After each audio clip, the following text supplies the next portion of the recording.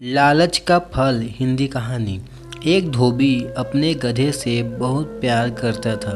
वह हमेशा उसे फूलों की माला से सजाता था।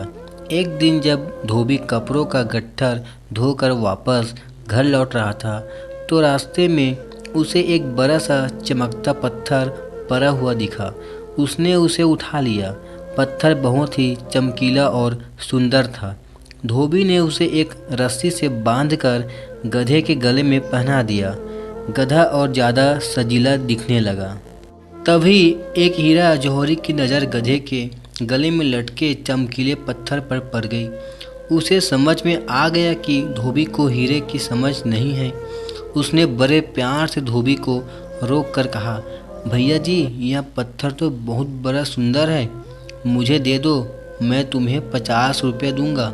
धोबी ने यह कहते हुए मना कर दिया कि उस पत्थर के कारण उसका गधा बहुत सुंदर दिख रहा है, वो इसे नहीं बेचेगा। कुछ सोचकर जौहरी ने फिर कहा, भाई मुझे यह पत्थर दे दो, मेरे बच्चे खेलेंगे, मैं तुझे 100 रुपया दूंगा। यह सुनकर भी धोबी नहीं माना।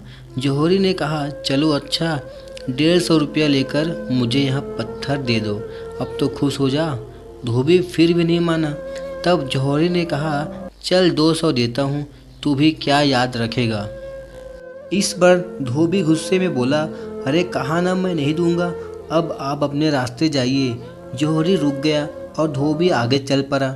अब जौहरी सोच में पड़ गया कि हीरा कम से कम 10 लाख का है। अगर वह धोबी को 5000 दे दे तो वह जरूर हीरा को उसे दे देगा। वह फिर से धोबी के पीछे दौड़ा और काफ़ी दूर निकल गया था। जैसे तैसे दौड़ते दौड़ते उसने धोबी को फिर से पकड़ लिया और बोला, अच्छा चल, मैं तुझे इस पत्थर का 5000 देता हूँ, अब तो मान जा।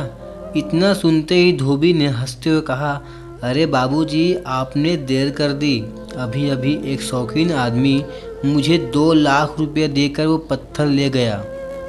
यह सुनते ही जौहरी अफसोस से चिल्ला पड़ा, अरे मूर्ख, वह 10 लाख का हीरा तूने सिर्फ 2 लाख में दे दिया, तुझसे बड़ा मूर्ख कोई हो ही नहीं सकता।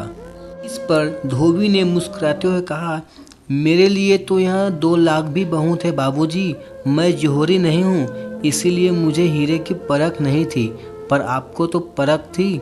आप सिर्फ मूर्ख ही नहीं बल्कि धोखेबाज और लालची भी है, इसीलिए 10 लाख का हीरा गंवा बैठे।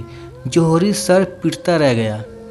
इस कहानी से हमें यह सीख मिलती है कि लालच में आकर किसी को धोखा देने से अपना ही नुकसान होता है।